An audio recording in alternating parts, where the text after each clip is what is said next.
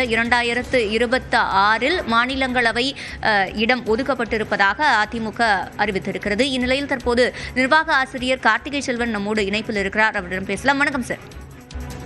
வணக்கம் சிவரஞ்சனி. மூத்த பத்திரிகையாளர்களுடைய கருத்தை எல்லாம் கேட்டிருப்போம். இரண்டு விதமாக இந்த அறிவிப்பை பார்க்கலாம். அதிமுகவுடைய இந்த ராஜ்யசபா வேட்பாளர்கள், அதே போல தேமுதிகவுக்கு 26 கொடுக்கிறோன்ற அந்த அறிவிப்பு இரண்டும். இல்ல அதிமுகவை பொறுத்த வரைக்கும் திரு சுதீஷ் சந்தித்த போதே அந்த கட்சியினுடைய பொதுச் செயலாளர் திரு எடப்பாடி பழனிசாமி சில விஷயங்களை குறிப்பிட்டு பேசியிருக்கிறார். அதாவது உங்களுக்கு ராஜ்யசபா சீட் கொடுக்கிறோம் அப்படின்னு சொன்னது உண்மைதான், அது நிச்சயமாக கொடுக்கப்படும். ஆனால் இந்த தேர்தலில் கொடுக்க முடியாத நிலை இருக்கிறது. என்னன்னா, கடந்த 2024 நாடாளுமன்ற தேர்தலில் ஓரளவு ஒரு 7-10 இடங்கள் வெற்றி பெற்றிருந்தால் இப்போ அந்த ராஜ்யசபா இடத்தை தேமுதிகவுக்கு கொடுத்திருக்க முடியும். ஆனால் கடந்த பொது தேர்தலில் அந்த வெற்றி இல்லை. அதனால கட்சியிலேயே பல சீனியர்களுக்கு கொடுக்க வேண்டிய தேவை இருக்கிறது. கூடுதலாக அவர் சொன்னது, ராஜ்யசபால அதிமுகவுக்கான இடம் என்பது டெல்லியில அதிமுகவுக்கான இடம் அல்லது குரல் அப்படிங்கிற அவசியம் இருக்கக்கூடிய ஒரு தேவை இருக்கிறது. எனவே கட்சியில் இருக்கக்கூடிய மூத்த நிர்வாகிகள் எல்லோருமே இந்த முறை அத 2 இடங்களையுமே அதிமுக வேட்பாளர்களை நிறுத்த வேண்டும் என்று குறிப்பிடுகிறார்கள். நிச்சயமாக அடுத்த முறை தருகிறேன் அப்படிங்கிற கருத்தை தான் திரு சுதீஷிடம் கூறி அனுப்பியிருந்தார். அப்படிதான் அதிமுகவுடைய மூத்த நிர்வாகிகள் தரப்பிலிருந்து சொல்லப்படுகிறது. அதே போல திரு தேமுதிகவிலிருந்தும் அப்படித்தான் சொல்லப்படுகிறது. அந்த அடிப்படையில் தான் இன்றைய அறிவிப்பு என்பது வந்திருக்கிறது. அதாவது 2026 அதாவது கூட்டணி தொடரும் அப்படிங்கிற கருத்தை திரு KP முனுசாமி பத்திரிகையாளர் சந்திப்புல குறிப்பிட்டாரு. கூடவே திரு SP வேலுமணி அவர்களும் அந்த பத்திரிகையாளர் சந்திப்புல இருந்ததை பார்த்தோம். அந்த சந்திப்பின் போதே அவங்க 2 அறிவிப்புகளாக அதை கொடுத்துட்டாங்க. ஒன்று அது செய்தி குறிப்புகளாகவும் வந்திருக்கிறது. ஒன்று 2 வேட்பாளர்கள் திரு இன்பதுரை அறிவிக்கப்படுவார் அப்படிங்கிறது பெருமளவு எதிர்பார்க்கப்பட்ட ஒன்றாகவே இருந்தது.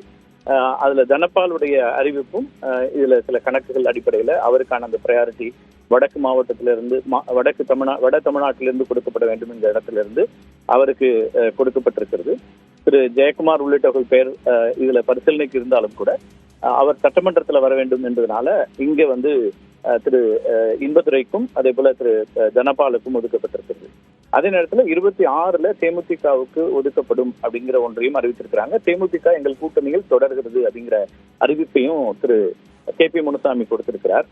அதே நேரத்தில் திருமதி பிரேமலதாவுடைய செய்தியாளர் சந்திப்பு உடனடியாக இதுக்கான எதிர்வினை அப்படிங்கிறது தான் உற்று நோக்கக்கூடியதாக இருக்கிறது.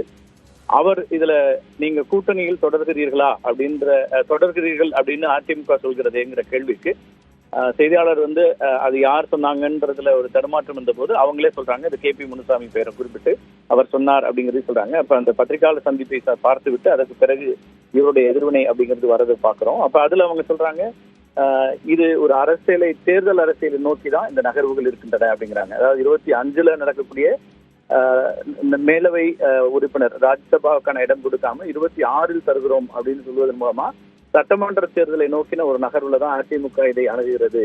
எனவே தேமுதிகவும் அப்படித்தான் அணுகுவோம் அப்படின்னு சொல்றாங்க. ஒரு நான் கமிட்டலான ஒரு கருத்தை சொல்கிறார் அப்படின்னு தான் தேமுதிகவுடைய மூத்த நிர்வாகிகளே பாக்குறாங்க.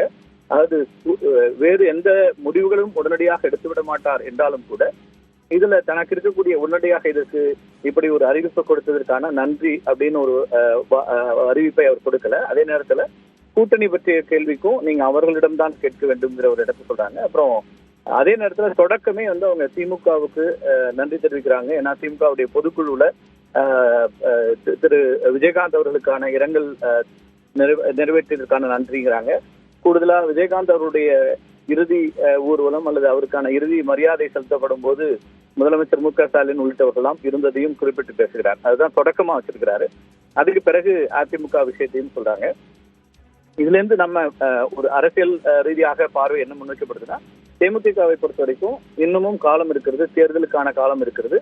அதுவரை இது ஒரு இறுதி முடிவு எடுக்க வேண்டாம் என்கிற இடத்துல இருந்தும் இது எல்லா கட்சிகளும் செய்யக்கூடியதாக தான் இருக்கும். தேர்தல் நேரத்தில் வரக்கூடிய நேரத்துல எல்லா கட்சிகளுமே அவரவர்களுடைய வலிமையை காட்டி கூடுதலான இடங்கள் அல்லது கூடுதலான அவர்களுக்கான தேவை எவ்வளவு இடங்களை பெறுவது அப்படிங்கிற விஷயங்களுக்காக எப்போதுமே ஒரு முன்கூட்டியே தங்களுடைய ஒரு கமிட்மெண்ட் கொடுக்கறதுங்கிறத தள்ளி போடுவாங்க. குறிப்பா பாமக அல்லது தேமுதிக உள்ளிட்ட கட்சிகள் அப்படியான ஒரு இடத்தில் தான் இருக்கும். பாமகவும் இன்னும் அவங்க உட்கட்சி பிரச்சனைகள் இருக்கிறதுனால அந்த இடத்துக்கு வரல. இப்ப தேமுதிக திருமதி பிரேமலதாவுடைய இந்த பத்திரிகையாளர் சந்திப்பு என்பதையும் அப்படிதான் புரிந்து கொள்ள வேண்டியிருக்குது. நேரடியான எந்த கமிட்மெண்ட்டும் அவங்க இப்போதைக்கு உடனடியாக எடுத்துக்கல, இன்னும் காலம் இருக்கிறது முடிவு செய்கிறோம். ரொம்ப குறிப்பா அவங்க சொல்றது தேர்தல் அரசியலை நோக்கிதான் எல்லா கட்சிகளும் நகர்கின்றன, அதிமுகவும் நகர்கிறது, தேமுதிகவும் அப்படித்தான் எங்களுடைய முடிவு எடுப்போன்றாங்க. ஆப்ஷன்ஸை ஓப்பனா வச்சுக்கிறது அப்படிங்கிறது இது பேசிக்கா அரசியல்ல எல்லா கட்சிகளும் செய்யக்கூடிய ஒன்றுதான். எந்த ஆப்ஷனையும் உடனே க்ளோஸ் பண்ணிக்க மாட்டாங்க, இன்னும் காலம் இருக்கிறது. இப்ப ஆப்ஷன்ஸ் ஓப்பன் பண்ணி வச்சுட்டு இதே கூட்டணி இதே இடத்திலேயே நீடிக்கவும் செய்யலாம், நீடிப்பாங்க. ஆனால் உடனடியாக தங்களுடைய பேர வலிமையை குறைத்துக் கொள்ள வேண்டாம் அப்படிங்கிற ஒரு இடமும் இருக்கும் அப்படிங்கறத அதுல புரிஞ்சுக்க வேண்டியதாக இருக்கிறது. இந்த இத விஷயத்தை புரிஞ்ச வரைக்கும் 6 பேருக்கான இடங்கள் காலியா இருக்கு. அதனால இப்ப 6 பேர் மட்டுமே அறிவிக்கப்பட்டிருக்காங்க. 4 வேட்பாளர்கள் திமுக கூட்டணி, 2 பேர் அதிமுக கூட்டணி. எனவே இதுல தேர்தல் இல்லாமல் ஒரு மித்த முடிவோடு 6 பேருமே தேர்வாகிறார்கள் அப்படிங்கிற அந்த இடத்தையும் நம்ம இதுல புரிஞ்சுக்க முடியும். அடுத்ததாக வரக்கூடிய 26 தேர்தல் என்பதும் தேர்தலை ஒட்டி, அதாவது சட்டமன்ற தேர்தலை ஒட்டி தான் வருது. அந்த வேகன்சி ஏப்ரல் மாதத்துல வருது. அதற்கான தேர்தல் எப்போது அறிவிக்கப்படும் அப்படிங்கிறதையும் நம்ம பார்க்கணும். அதாவது 26 ஏப்ரல்ல அடுத்த வேகன்சி வருது, அடுத்த ராஜ்யசபா இடங்களுக்கான வேகன்சி வருது. அந்த தேர்தலை உடனடியாக அறிவிக்கிறாங்களா அல்லது அதற்கு இன்னும் மே மாதம் முடிந்து அறிவிக்கிறார்களாங்கிறத பொறுத்தும், அப்போதைய பலம்ங்கிறத பொறுத்தும் பார்க்க வேண்டியது. ஏன்னா அன்னைக்கு சட்டமன்ற தேர்தலும் நமக்கு ஏப்ரல் மாத வாக்குல நடைபெறும். அப்படிங்கும் போது அதுக்கு பிறகு வருகிறதா, அப்படி வருகிறது என்றால் யார் யாருக்கு என்ன பலம் இருக்குதுங்கிறத பொறுத்து அந்த இடங்களும் வரும். அதான் இதுல கவனிக்க வேண்டியிருக்கு. அதே போல மூத்த பத்திரிகையாளர்கள் அவங்களுடைய கருத்துக்களை பதிவு செய்யும் போது தேமுதிகவிற்கு இப்ப இருக்கக்கூடிய சிறந்த வாய்ப்பு அப்படின்னா அது அதிமுகவாகத்தான் இருக்க முடியும் அப்படின்ற ஒரு கருத்தையும் சொல்றாங்க. அதை எப்படி பார்க்கலாம்? அதான் அவங்க எல்லாத்தையும் எக்ஸ்ப்ளோர் பண்ணுவாங்க. நம்ம இப்ப அதே விதமான விஷயம் தான் இருக்கும். ஆனால் உடனடியாக நாங்க இங்க இருக்கோம்னு சொல்லி அவங்க எல்லா விதமான இதுக்கும் பெற முடியாது. அந்த கூட்டணியில இருந்தாலும் அந்த கூட்டணியில அதிகப்படியான இடங்களை பெறுவது அல்ல அதிகப்படியான அங்க ஒரு பவர்ஃபுல்லா நீங்க ஒரு ரீகால் எடுத்து பார்க்கலாம். தேமுதிக பொறுத்த வரைக்கும் 2011 தேர்தலில் அதிமுக கூட்டணிக்கு தேமுதிக வர வேண்டும் என்று அதிமுகவுடைய 2ஆம் கட்ட தலைவர்கள் பலரும் விஜயகாந்த் அவர்களை சந்தித்து அதற்கான பேச்சுவார்த்தைகள் நடத்தி பல கட்ட விஷயங்கள் நடந்தது. அப்ப அவங்களுக்கு 41 இடங்கள் கொடுத்து தேமுதிக கூட்டணிக்கு வர வேண்டும் என்ற இடத்துல இருந்து அதிமுகவில இருந்து பல நகர்வுகள் இருந்தன. ஆனால் இப்போ தேமுதிக அந்த வலிமையோடு இல்லை அப்படிங்கிறது இப்போ இருக்கக்கூடிய நிதர்சனம். ஏன்னா அவங்களுடைய வாக்கு வங்கி குறைந்திருக்கிறது. அப்ப அவங்களுக்கு ஒரு ராஜ்யசபா இடத்தை கேட்டு பெறக்கூடிய இடத்துல, டிமாண்ட் பண்ணக்கூடிய இடத்துல அவங்க இருக்காங்களாங்கிற ஒரு கேள்வி இருக்கிறது. அதே போல வரக்கூடிய சட்டமன்ற தேர்தலையும் அவங்களுக்கான இடங்கள் என்ன அப்படிங்கிற ஒரு கேள்வி இருக்கு இல்லையா? அப்ப அந்த இடங்களை அதிகமாக பெறுவதற்கு அவங்க இப்ப இதுக்கு முன்னாடி பிரேமலதா அவர்களும் குறிப்பிட்டிருக்காங்க.